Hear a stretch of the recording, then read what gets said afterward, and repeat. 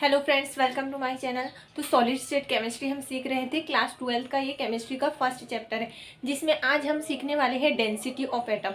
देखो, अभी तक जितने मैंने टॉपिक्स पढ़ाए हैं ना सॉलिड स्टेट के, सभी इंपॉर्टेंट थे, लेकिन मैंने फिर भी बताया कि कौन सा टॉपिक ज़्यादा इंपॉर्टेंट है और कौन सा टॉपिक लेस इंपॉर्टेंट है।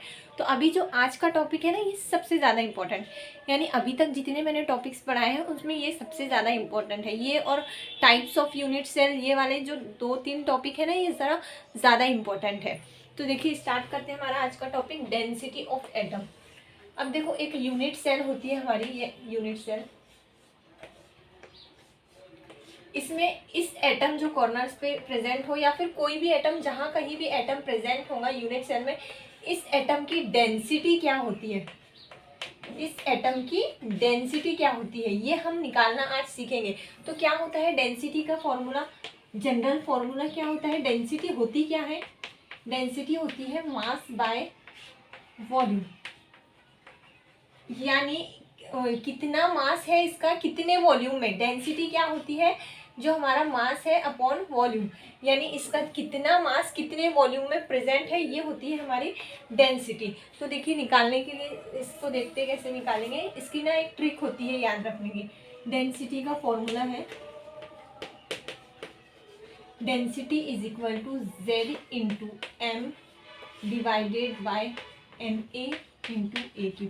अब ना ये फॉर्मूला बहुत ज़्यादा इंपॉर्टेंट है, इस पे ना न्यूमेरिकल आते हैं। अभी नीट 2022 के एग्ज़ाम में इस पे न्यूमेरिकल्स आया था। आपके स्टेट बोर्ड के एग्ज़ाम में भी आपको आएगा कि डेंसिटी न्यूमेरिकल, आपकी एक्सरसाइज में, टेक्स्ट बुक की एक्सरसाइज में भी इस फॉर्मूले पे ना बहुत सारे क्वेश्चंस दिए हुए हैं न्यूमेरिकल जो सॉल्व करने। तो देखिए, अब इस एग्जाम्पल को हम इस फॉर्मूले को हम कैसे याद रखेंगे। Z M N A into A cube, इसको याद रखने की ना एक ट्रिक होती है, जमना जा एम मा डिवाइडेड बाय एन ना, आ का काना, काने का क्या, ए, काने का क्यूब, यानी ए का क्यूब, ए का क्यूब मतलब इस काने का क्यूब। तो ये जमना पर से आप इस फॉर्मूले को याद रख सकते हैं। तो डेंसिटी निकालना आएंगी तो ये फॉर्मूला, ये अभी हम एक एक टर्म देखेंगे कि ये एक एक टर्म क्या रिप्रेजेंट करती है, लेकिन इसको याद रखने की ना पहले ट्रिक देख लो। कैसे हम इसको याद रखेंगे, जमना से। जेड मीन्स जा, जमना तो सबको याद ही रहता है ना, जा मा ऊपर, ना काना, काने का क्यूब नीचे। तो देखो, जेड क्या होता है, जेड होता है number of atoms, atoms present in unit cell, present in unit cell. देखो, रट्टा लगाकर याद रखोगे ना तो कभी आपको कोई चीज याद नहीं आने वाली है, समझ कर याद रखो। नंबर ऑफ एटम्स, कितने एटम्स हमारे यूनिट सेल में प्रेजेंट है, ये होती है जेड। तो एचसीसी में हमारे कितने एटम होते हैं, 1। तो एचसीसी के लिए जेड की वैल्यू क्या आ जाएगी, 1। बीसीसी में हमारे कितने एटम होते हैं, 2। तो बीसीसी के लिए जेड की वैल्यू आ जाएंगी 2। और फिर एफसीसी में हमारे कितने होते हैं, 4 एटम्स। तो एफसीसी के लिए जेड की वैल्यू आ जाएंगी 4। उसके बाद में एम होता है मोलार मास,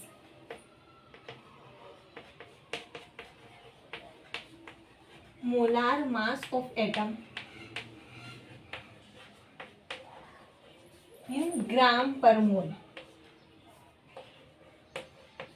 ये यूनिट देखो, ग्राम पर मोल में हमें क्या चाहिए, मोलार मास। एन ए क्या होता है, एन ए होता है हमारा एवोगैड्रोस नंबर। देखो, एवोगैड्रोस नंबर तो आपको सभी को पता ही होगा, अगर नहीं पता है तो याद रख लो, क्योंकि बहुत सारे फॉर्मूले में, बहुत सा जगह पर इसका फिजिक्स में भी और केमिस्ट्री में भी इस एवोगैड्रोस नंबर का यूज होता है। क्या होता है हमारा एवोगैड्रोस नंबर, एग्जैक्ट होता है 6.023 into 10⁻23 mole inverse. 6.023 into 10⁻23 mole inverse. आप सिर्फ इतना भी याद रख सकते हैं, एवोगैड्रोस नंबर 6।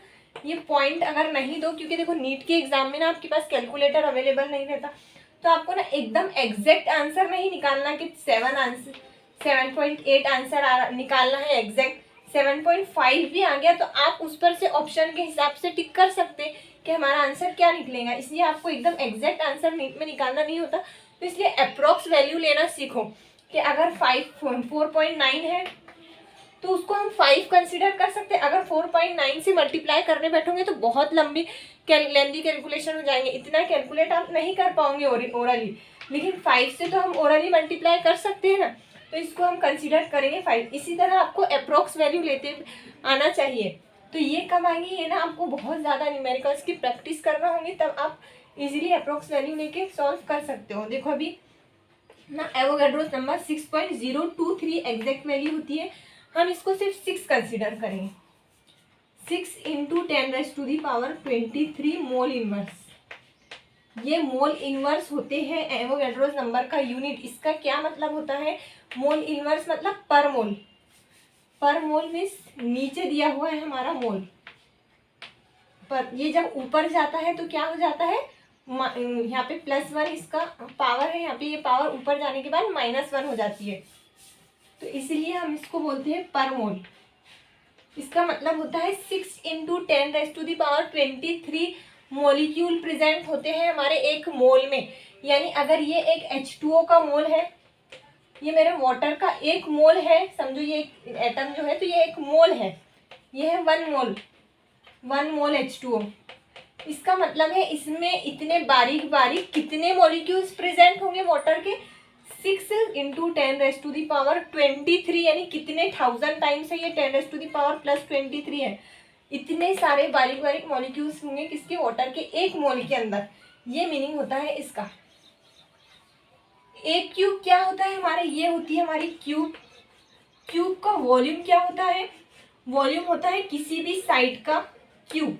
तो इस साइड को हम क्या, सारे साइड क्या रहते क्यूब के अंदर इक्वल रहते, तो एक साइड का क्यूब ये होता है हमारा वॉल्यूम किसका, क्यूब का। तो ये हमारे क्यूब का वॉल्यूम, ये ए होता है, ए क्यूब रिप्रेजेंट करता है वॉल्यूम ऑफ यूनिट सेल। और ए क्या रहती है, ए रहती है हमारी एज लेंथ।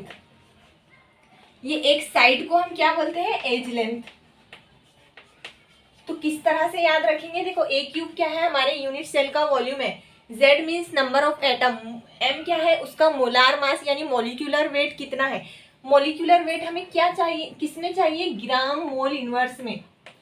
याद रखो ये यूनिट, क्योंकि यूनिट कन्वर्जन आपको न्यूमेरिकल्स में यूज होंगे कि किस तरह, अगर आपको केजी पर मोल में दिया हुआ है तो उसको ग्राम पर मोल में कन्वर्ट करते आना चाहिए, इसलिए यूनिट इंपॉर्टेंट है। ध्यान रखो इसका, मास का और एवोगैड्रोस नंबर का यूनिट ही इस फॉर्मूले में इंपॉर्टेंट है। तो क्या यूनिट है मास का, ग्राम पर मोल, और एवोगैड्रोस नंबर का यूनिट क्या होता है, मोल इनवर्स। और डेंसिटी, ये वॉल्यूम हमारा होता है सेंटीमीटर क्यूब में, तो डेंसिटी आ जाएंगी हमारी ग्राम पर सेंटीमीटर क्यूब में।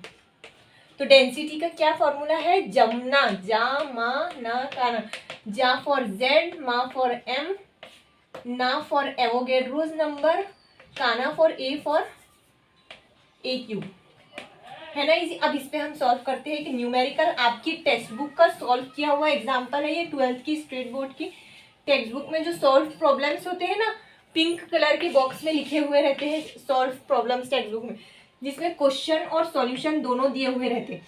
तो ये जो पिंक कलर के क्वेश्चंस रहते हैं ना टेक्स्ट बुक में सॉल्व किए हुए, ये इंपॉर्टेंट होते हैं, क्योंकि जो इंपॉर्टेंट न्यूमेरिकल रहते हैं ना वही वो उनके सॉल्यूशन दिए हुए रहते टेक्स्ट बुक में, उस पर नीट में JEE में क्वेश्चंस देखने को मिलते हैं। इसलिए इनको ना आप अच्छे से सॉल्व किया करो, पहले इनको सॉल्व किया करो, उसके बाद में एक्सरसाइज के क्वेश्चन सॉल्व किया करो, क्योंकि ये ना नीट JEE में ना एज इट इज क्वेश्चन देखने को मिलते हैं जो पिंक कलर के बॉक्स में प्रैक्टिस प्रॉब्लम सॉल्व किए हुए रहते। तो आज हम उसका पहले 1.1 प्रॉब्लम देखेंगे, जो पहला आपकी टेक्स्ट बुक में 1.1 प्रॉब्लम है, चेक कर लेना आपने एक बार 1.1, तो वो हम सॉल्व करेंगे प्रॉब्लम 1.1। तो क्या है हमारा 1.1 problem, when gold crystallizes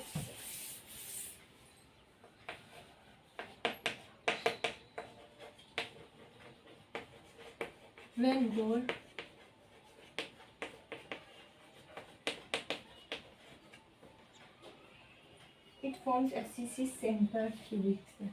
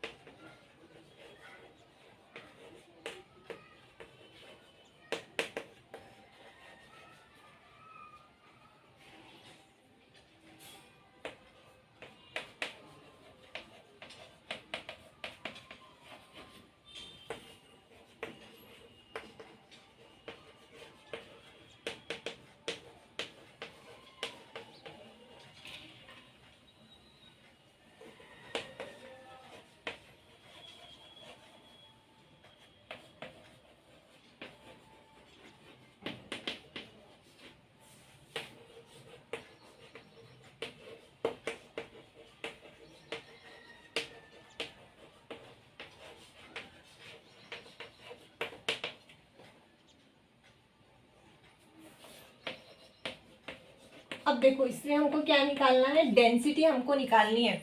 when gold crystallizes it forms stage centered cubic cell. ये देखो कौन सी सेल हमारी बन रही है, एफसीसी। एफसीसी में कितने एटम प्रेजेंट रहते हैं, 4 एटम प्रेजेंट रहते हैं।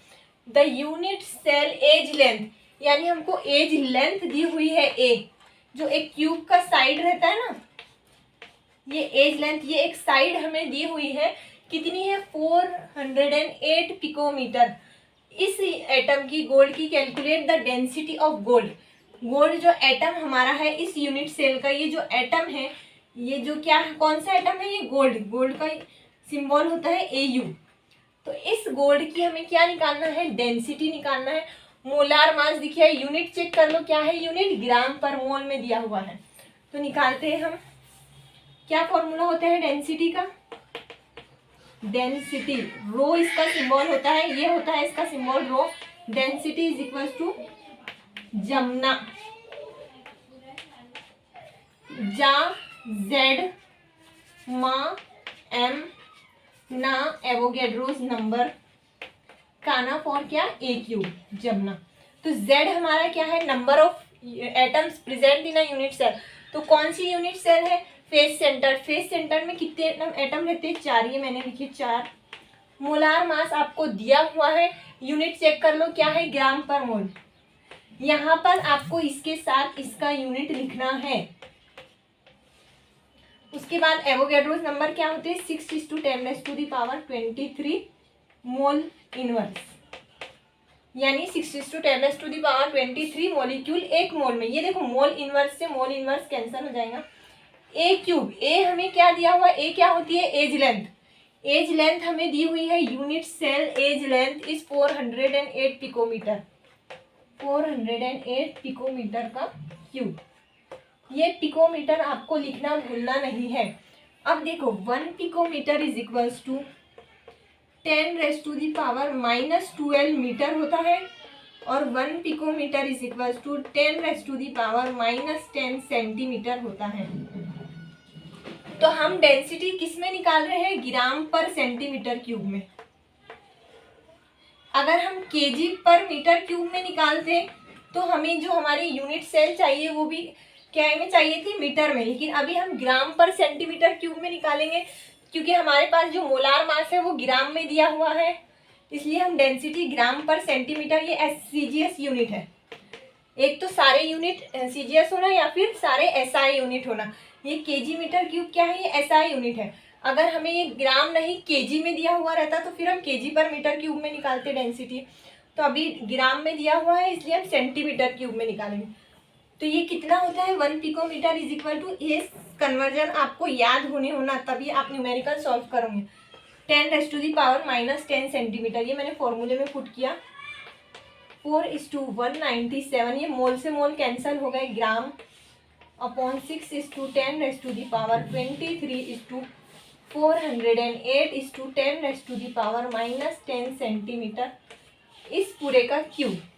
अब आपको नीट में कैलकुलेटर अवेलेबल नहीं रहता तो आपको ना इतने लेंथी कैलकुलेशन ओरली कैसे करते आना चाहिए। तो देखिए इसको ना शॉर्ट में करने का ट्राई करना। कैसे, ये क्या है, 4:197 ग्राम, 6:10⁻23। इस 408 को ना मैं अप्रोक्सीमेटली 400 कंसिडर करती हूँ, अप्रोक्सीमेट, हाँ, इंटू 10⁻⁻10। अब 400 का ना, 400 का क्यूब, तो ये 400 का क्यूब, 10⁻⁻10 का क्यूब क्या होगा, 10⁻⁻10 का क्यूब, ये 3 से मल्टीप्लाई कर देंगे हम इसको, इस पावर को -10 से मल्टीप्लाई कर देंगे तो क्या हो जाएगा, 10⁻⁻30 सेंटीमीटर का क्यूब, सेंटीमीटर क्यूब। अब देखो ये 4:197 डिवाइडेड बाय 6:10⁻⁴ 4 का क्यूब क्या होता है, यानी 4:4:4। 4 का क्यूब मीन्स 4 को 3 बार मल्टीप्लाई करना है, यही क्यूब होता है ना, ये तो हमने स्कूल टाइम में मैथ सीखा। अब ये 2 0 है, मतलब क्या है, 10⁻2 है, जितने जीरो होते हैं उतनी क्या होती है, 10 की पावर होती है। तो 10 रेज़ टू दी पावर 2 का क्यूब क्या होगा, 10 raise to the power 2 into 3, यानी इसको इससे मल्टीप्लाई कर देंगे 10 रेज़ टू दी पावर 6। फिर यहाँ 10 raise to the power -30 centimetre cube. ये क्या था हमारा, ग्राम था। 4 से 4 कैंसल हो जाएगा हमारा, 6 1 जा 6, 6 3 जा 18, यहाँ 17 बचेंगे ना, फिर 1 6 1 जा 6, 6 2 जा 12, 6 3 जा 18, ये 17 को फिर से मैं 18 कंसिडर कर लेती हूँ। तो यहाँ 33 या फिर 32.8 अप्रोक्स आएगा आंसर। तो अभी देखो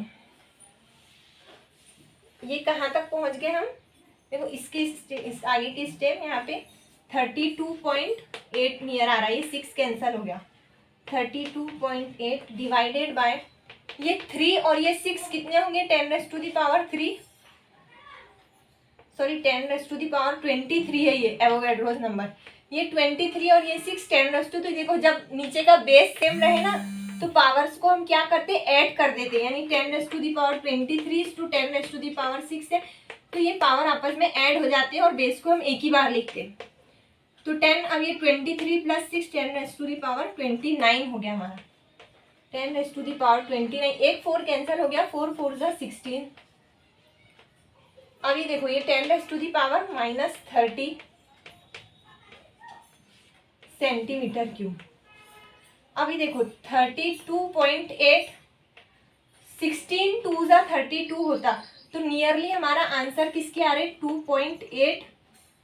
ये देखो -30 है, ये +29 है, तो ये क्या हो जाएगा, 10 raise to the power -1, 10 raise to the power -1 आ जाएगा ना। ये -1 ऊपर जाने के बाद देखो पावर अगर नीचे है इस तरह से 10 raise to the power minus में पावर है तो ऊपर जाने के बाद प्लस हो जाती, और अगर प्लस में है तो ऊपर जाने के बाद माइनस हो जाती। तो ये ऊपर जाने के बाद प्लस हो जाएगा, 10 रेज़ टू दी पावर +1। तो ये 2 पॉइंट हमारा कितना आया था, 2.8 अप्रोक्स आया था। ये मैंने अप्रोक्स कैलकुलेशन किए थे, मैंने देखो 408 को मैंने 400 कंसिडर किया था, यानी मैंने बेस में यानी नीचे साइड मैंने वैल्यू क्या की थी, कम कर दी थी। तो इससे मेरा आंसर क्या आएगा, थोड़ा सा ज़्यादा ही आएगा, यानी अगर आंसर 2, ये जो है मेरा आंसर है ये एक्चुअल आंसर से थोड़ा सा ज़्यादा रहेगा। क्यों, क्योंकि देखो मैंने नीचे अपॉन में देखो ये है हमारा 2/4, ये क्या होता है 1/2 यानी 0.4। अगर मैं नीचे वैल्यू कम कर दूँ, यानी मैं इसको वैल्यू को कम कर दूँ तो मेरा आंसर क्या होगा, थोड़ा सा बढ़ जाएगा। अगर मैं नीचे अपॉन में वैल्यू कम कर दूँ तो आंसर क्या आएगा, बढ़ जाएगा। अब ये आएगा 0.66, 2/3 क्या होता है 0. यानी जो एक्चुअल में आना चाहिए था उससे थोड़ा ज़्यादा आएगा। तो ये हमारा आंसर आ रहा है ग्राम पर सेंटीमीटर क्यूब, ये हमारी डेंसिटी आई है। तो ये एक्चुअल आंसर से क्या होंगी, थोड़ी सी ज़्यादा होंगी, क्योंकि मैंने ना बेस में नीचे साइड में वैल्यू थोड़ी सी इंक्रीज कर दी थी। तो सपोज एक्चुअल आंसर हमारा कितना होगा, 2 के पास में होगा, 2:10 रेज़ टू दी पावर 1 क्या होगा, नियर 20 हो जाएगा ग्राम पर सेंटीमीटर क्यूब, ग्राम पर सेंटीमीटर क्यूब। तो ये था हमारा इस क्वेश्चन का आंसर। डेंसिटी क्या आई हमारी, ग्राम पर सेंटीमीटर क्यूब। इसका एक्चुअल बुक में आंसर कितना दिया हुआ है, 19.27। देखो एकदम अप्रोक्स आंसर हमारा आया कि नहीं, 20 और 19 नियर तो है। तो नीट में कैलकुलेटर अलाउड नहीं होता, इसलिए मैंने आपको ओरल ऐसे कैसे कैलकुलेशन करना है वो सिखाया। अभी आपको जो स्टेट बोर्ड में है उसमें आपको ये मेथड फॉलो नहीं करना, उसमें आपको पूरा एग्जैक्ट कैलकुलेशन, यानी 408 है तो 408 ही कंसिडर करना पड़ेगा, क्योंकि हमको स्टेट बोर्ड में पूरा आंसर लिखना होता है, सिर्फ डिटेल में सॉल्यूशन लिखना होता है, सिर्फ फाइनल आंसर लिखना नहीं होता है। ये मैंने नीट और JEE के लिए सिखाया कि ओरली कैलकुलेशन कैसे करते हैं। ज़्यादा बार प्रैक्टिस करो, आपको भी आ जाएंगे ओरली कैलकुलेशन। तो ये जो डेंसिटी आई है ग्राम पर सेंटीमीटर क्यूब में है, इसको मेरे को kg पर मीटर क्यूब में करना है। तो कैसे करेंगे, देखो 1 kg मीन्स व्हाट, किलोग्राम। तो ये 1 किलो को ना आप समझ लो कि 1 किलो मतलब 10 raise to the power 3। Kilo का क्या मीनिंग होता है, किलो मतलब 10 raise to the power 3। 1 kg equal to, kilo मतलब क्या होता 10⁻⁻3, ये ग्राम एज इट इज। अगर 1 किलोमीटर है, ये क्या है 1 किलोमीटर। किलो का क्या मीनिंग होता है, किलो का मतलब होता है 10⁻3। मीटर में जैसी की वैसी, सॉरी मीटर यहाँ पे, हाँ सॉरी मीटर जैसी के वैसी। ये देखो किलो मतलब क्या, किलो मीन्स 10⁻3। 1 किलो में कितने मीटर रहेंगे, 10⁻3 मीटर। 1 किलोग्राम में कितने ग्राम रहेंगे, 10⁻3 ग्राम, यानी 1000 ग्राम रहेंगे। तो ये 1 किलो में 1000 ग्राम रहेंगे। अब 1 ग्राम में फिर कितने किलोग्राम रहेंगे, जब इधर से इधर यानी छोटे से बड़ा बना रहे तो माइनस कर दो, 10⁻³ किलोग्राम। जब आप बड़े से छोटा कर रहे हैं तो साइन प्लस की रहेंगी 10 की पावर, जब आप छोटे से बड़ा कर रहे हैं तो साइन माइनस की रहेंगी। याद रखो, बड़े से छोटा कर रहे हैं यानी किलोग्राम से ग्राम बना रहे। सिंपली कैसे याद रखेंगे, किलो से ग्राम बनाना है तो 1 किलो में कितने ग्राम होंगे, किलो मतलब क्या 10⁻3। किलो का मीनिंग इतना याद रख लो, किलो मीन्स 10⁻3। तो ये किलो की जगह मैंने लिखा 10⁻3, ग्राम एज इट इज 10⁻3 ग्राम। अब मुझे उल्टा करना है, 1 ग्राम में कितने किलोग्राम, तो ये -+3 क्या हो जाएंगे मेरे 10⁻3। तो यहाँ पर देखो ग्राम को मैं लिखती हूँ किलो में, ये 1 ग्राम पर सेंटीमीटर क्यूब को मैं लिखती हूँ 10⁻3 ग्राम आ जाएगा किलोग्राम में। अब ये सेंटीमीटर क्यूब माइनस में है, मतलब क्या है, ये अपॉन में है। मैंने बताया ना नीचे से ऊपर जाते टाइम माइनस हो जाती साइन, मतलब ये 10 सेंटीमीटर क्यूब कहाँ है, नीचे है। अब इसको देखो, ये हम एसआई यूनिट में कन्वर्ट कर रहे तो इसको भी एसआई यूनिट में कन्वर्ट करना पड़ेगा। ये किलोग्राम में कर रहे तो इसको भी मीटर में कन्वर्ट करना पड़ेगा। तो अब ये कैसे करेंगे, देखो इसकी ट्रिक यहाँ कैसे करेंगे ये याद रखो, मीटर, डेसीमीटर, सेंटीमीटर। मीटर से डेसीमीटर में आएंगे ये 3 वर्ड, यही सीरीज में याद रखो, मीटर फिर डेसीमीटर फिर सेंटीमीटर।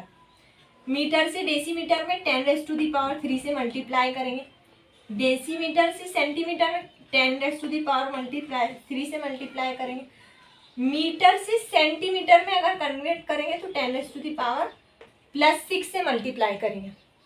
अगर मीटर है हमको उसको डेसीमीटर में बनाना है तो हम +10⁻3 से मल्टीप्लाई, डेसीमीटर से सेंटीमीटर बनाना है तो 10⁻3 से मल्टीप्लाई करेंगे, मीटर से सेंटीमीटर बनाना है तो 10⁻6 से मल्टीप्लाई करेंगे। तो अगर सेंटीमीटर से फिर मीटर बनाना है तो 10⁻6, जब उल्टा आ रहे यानी इधर से इधर तो यहाँ 10⁻3, यहाँ 10⁻3, यहाँ 10⁻, जब छोटे से बड़ा बना रहे तो 10⁻6। तो ये मैंने सेंटीमीटर क्यूब को मीटर क्यूब में किया, 10⁻6 मीटर क्यूब। ये -6 ऊपर जाने के बाद क्या हो जाएंगे +6, 20⁻10⁻3 ये -6 ऊपर जाने के बाद +6 kg पर मीटर क्यूब। ये मीटर क्यूब माइनस ऊपर जाने के बाद -3 kg पर मीटर क्यूब, इसको ऐसे पढ़ते हैं kg पर मीटर क्यूब। +6 -3 कितने होंगे, +3, 6 में से 3 गए तो क्या हो जाएगा, इसका आंसर हो जाएगा 20⁻10⁻3 kg पर मीटर क्यूब। तो देखो सीजीएस में हमारा SI unit, sorry CGS unit में हमारा आंसर क्या आया था 20 ग्राम पर सेंटीमीटर क्यूब। ये होता है = 20⁻10⁻3 kg पर मीटर क्यूब। आपको ये कैलकुलेशन करते आना चाहिए, ये यूनिट कन्वर्जन करते आना चाहिए। किस तरह से मैंने किया ये ना इजी वे में लर्न करने की ट्रिक्स होती है, इस तरह से आप कभी भूलोगे नहीं अगर लर्न करोगे तो। इसलिए देखो मीटर से डेसीमीटर में +3 फिर +3 उल्टा आ रहे यानी इस साइड से इस साइड जा रहे तो -3 डायरेक्ट यहाँ जा रहे तो 3 कितने होते हैं 6, इसलिए 10⁻6 से डायरेक्ट मल्टीप्लाई करेंगे। इस तरह से आपको ये यूनिट्स याद है। ये फिजिक्स में तो बहुत ज़्यादा यूज होता है यूनिट कन्वर्जन का। उसके बाद हम नेक्स्ट क्वेश्चन इसका बाद में डिस्कस करेंगे नेक्स्ट क्लास में। आज के लिए इतना ही, थैंक यू।